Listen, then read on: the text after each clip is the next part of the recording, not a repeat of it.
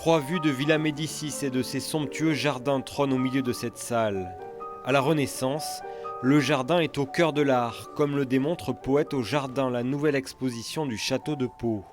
Par exemple, une petite grenouille qui sera un peu la star de l'exposition, une petite grenouille qui provient de terre vernissée, cuite, qui provient des fossés du Louvre. Des dizaines d'œuvres ici, des céramiques, des morceaux de fontaines de l'époque. Il y a aussi les éditions originales d'auteurs du XVe à la fin du XVIe siècle. Nous nous appuyons sur 7 piliers, 7 figures, 7 personnalités de poètes qui ont à voir avec le jardin. La première de toutes, c'est François Pétrarque, lui-même jardinier, où le jardin est une recherche de l'intime.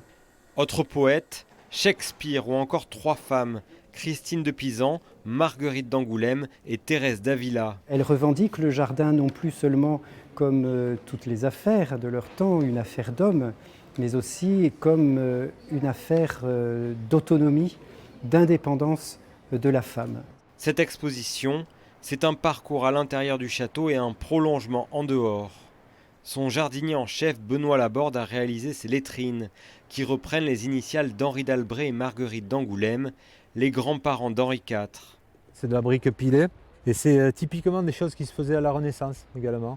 Quand ils n'avaient pas de fleurs, ils agrémentaient les massifs de concassés comme ça, de minéraux, de coquillages. Sur les pourtours du château aussi une allée d'agrumes typique de la Renaissance et surtout ce labyrinthe en miscanthus où se découvrent des écrits de poètes. Joaquin du Bellay ou Pierre de Ronsard, voilà, ils parlent de labyrinthe. Là, c'est plutôt les méandres de l'amour, la recherche de la muse perdue ou de l'amour qui s'éloigne.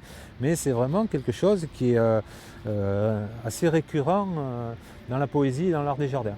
L'exposition Poète au jardin de Pétrarque à Shakespeare est à retrouver au château de Pau jusqu'au 25 février.